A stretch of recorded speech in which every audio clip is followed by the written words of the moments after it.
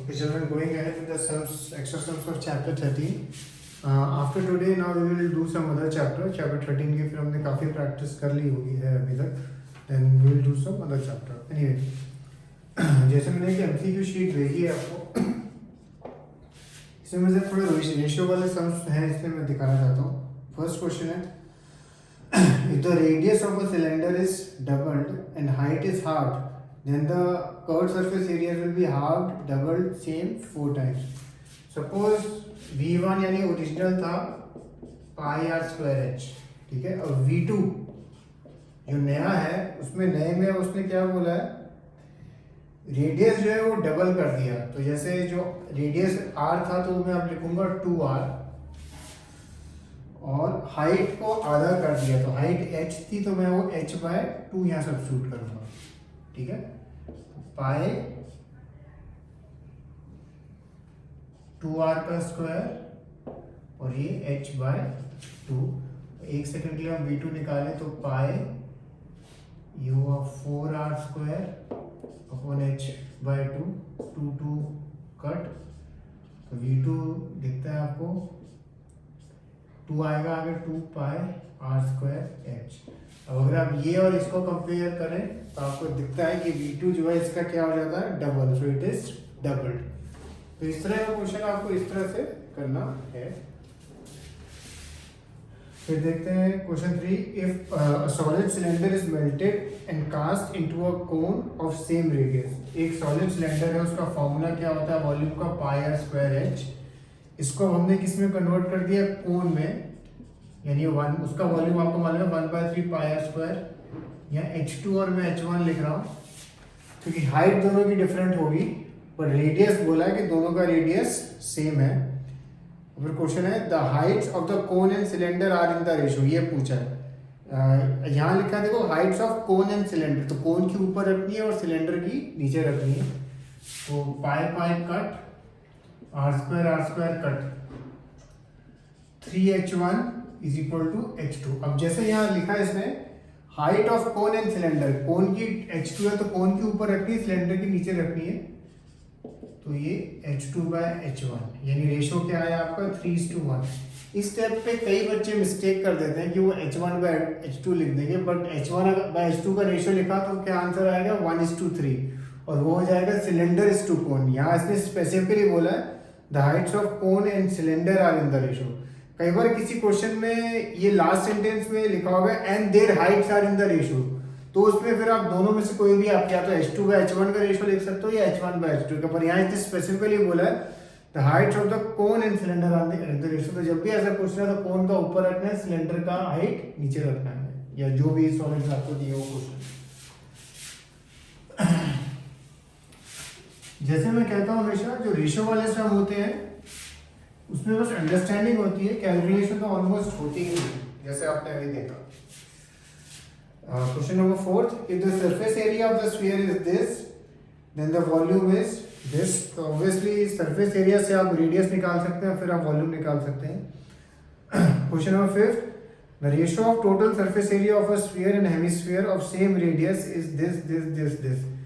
तो TSA of sphere मालूम है आपको, एंड हेमिस्फीयर भी, दोनों का रेशियो लेना एंड इस सम का आंसर लिखना. कभी कभी एमसीक्यू क्वेश्चन में कई बार बच्चों का एक क्वेश्चन आता है मेरे को कि सर ये 4 ऑप्शन दिए हुए हैं तो उनमें से कोई भी ऑप्शन मेरा मैच नहीं हो रहा है, ठीक है. दिस में happen in 2 cases. First of course कि आप कुछ सम में गलत कर रहे हैं, एंड सेकंड इज कि क्वेश्चन में शायद कोई मिस्टेक है कि वो जो 4 ऑप्शंस हैं उनमें से आपका आंसर मैच नहीं कर रहा है. सबसे पहले ऑब्वियसली आप एक, जब भी ऐसा हो रहा है एक बार जस्ट चेक कर लो आपका जो भी आपने सोल्यूशन किया है, and if according to you everything is correct and you are 100% sure about your answer, तो जो भी आंसर आ रहा है आपका, चाहे वो उन चारों में से मैच नहीं हो रहा हो, तो आप जो भी आंसर आपको लगता है सही है, आप वहाँ option this is the answer. उसमें क्या होगा कि इनकेस क्वेश्चन गलत है या कुछ मिस्टेक है तो आपको मार्क्स मिल जाएगा. Don't leave the question word कि भाई चारों में से कोई मैच नहीं हो रहा है तो लीव नहीं करना, ओके. एनीवे, एक चीज और, ये जो एमसीक्यू क्वेश्चन होते हैं जैसे हमने देखा इनमें थोड़ी अंडरस्टैंडिंग होती है, क्योंकि एक अंडरस्टैंडिंग होती है तो कई बार क्या होता है आपको इमीडिएटली क्लिक नहीं करेगा, तो इसलिए ज़्यादा टाइम नहीं वेस्ट करना है आपको उसमें, ठीक है. जो 3 या 4 मार्क के सम तो ऑलमोस्ट आप देखोगे ज़्यादा टेक्स्ट बुक के होते हैं या थोड़ा बस वैल्यू चेंज करके होते हैं, बट ये जो भी हल्का सा ट्विस्ट आता है 1 या 2 मार्कर में आता है। Question number 6, in a hot water heating system there is a cylindrical pipe of length this and diameter this, find the total radiating surface in the system। ये हमने किया हुआ है सम टेक्स्ट बुक में, ऑलमोस्ट सेम सम है। और जैसे मैंने आपको बताया था जब भी रेडिएटिंग सर्फेस की बात करें हमें केवल कर्व सरफेस एरिया लेना है, यानी क्या लेना, 2πr। कई बच्चे मिस्टेक कर रहे हैं इसलिए हम ये सम कर रहे हैं।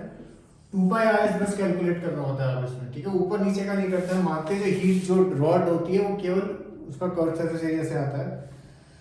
Question 7, a small indoor greenhouse herbarium is made entirely of glass panes including base held together with tape, it is 30 cm। अच्छा ये क्वेश्चन तो टोटली टेक्स्ट बुक का है almost, in fact I think values भी सेम है, तो ये आप लोग अपने आप कर लेंगे। क्वेश्चन नंबर 7 ये मैं इससे डिस्कस नहीं कर रहा हूँ बिल्कुल भी। Question number 8, it is required to make a closed cylindrical tank of height 1 metre. Height आपको उसने दी है 1 मीटर, नीचे मुझे सेंटीमीटर दिख रहा है तो मैं इसको पहले ही कन्वर्ट कर देता हूँ, सेंटीमीटर में ज़्यादा अच्छा लगता है। And base diameter 140, base diameter दिया था, याद रखना रेडियस में कन्वर्ट करना उसको। From a metal sheet, how many square metre of sheet are required for the same. Obviously इसमें आप क्या यूज करेंगे, TSA of a sphere and closed cylindrical tank है तो टोटल टीएसए आप निकालेंगे सिलेंडर से। फिर हम देखते हैं question number 10। Question number 10 again text book का इंपॉर्टेंट क्वेश्चन है इसलिए आप इसको दोबारा करेंगे। A right angle triangle ABC with sides 5, 12 and 13 centimetre is revolved about the side 12 centimetre, find the volume of the solid so obtained. Obviously पहले एक बार आप अपने आप ट्राई करना, बिल्कुल नहीं हो रहा तभी अपनी नोटबुक में देखना, बट एक बार अपने आप ट्राई करना।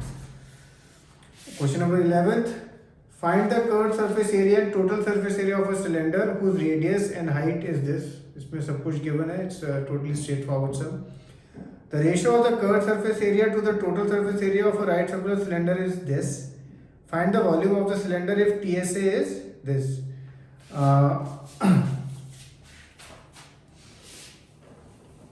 ये क्वेश्चन हल्का सा देखना चाहूँगा आप लोग के लिए। Question 11, ratio of curved surface area यानी 2πRh upon total surface area 2πr bracket r plus h is equal to 1:2। ये आपको उसने दिया हुआ है। जब आप ये लिखेंगे 2π कट r कट तो h upon r plus h is equal to 1:2 आपको एक रेशियो मिलता है। या अगर हम क्रॉस मल्टीप्लाई करें तो 2h is equal to r plus h and हल्का सा अगर हम सॉल्व करें h को यहाँ ले जाएं तो आपको 2h माइनस h होता है, तो h इक्वल टू r आपको एक रिलेशनशिप मिला। और आगे बोला उसने find the volume of the cylinder if total surface area है 616 centimetre square. Total surface area उसने आपको दिया 2πr r plus h is equal to 616 दिया है। ऑब्वियसली आप h या r में से कोई भी एक यहाँ सब्स्टिट्यूट कर सकते हैं। जब आप सब्स्टिट्यूट करेंगे तो आपको जो भी आपने सब्स्टिट्यूट किया आपको उसकी वैल्यू मिल जाएगी। और जब रेडियस मिल गया तो हाइट भी सेम ही है जैसे लिखा है, एंड देन आप वॉल्यूम भी निकाल सकते हैं। तो ये सब में थोड़ा सा जो एक चीज गिवन थी उसको हल्का सा मैनिपुलेट करना था एंड देन उसके बाद ये सब हुआ, ठीक है। तो कभी कभी कुछ समझ में ऐसा होगा। Question number 13, the inner diameter of a circular well is this, it's 10 meters deep, find its inner curved surface area and the cost of plastering this curved surface at the rate of ₹40 per meter square। so obviously आपको पहले इसमें inner curve surface cylinder का आपको मालूम है क्या होता है फॉर्मूला, एंड जो भी आंसर आएगा उसको फिर किससे मल्टीप्लाई करना है आपको ₹40 से, ठीक है। ध्यान रखना इसमें 3.5 मीटर दिया है, so you have to convert it into radius. So you have to do this 9-10 questions which I have sent you.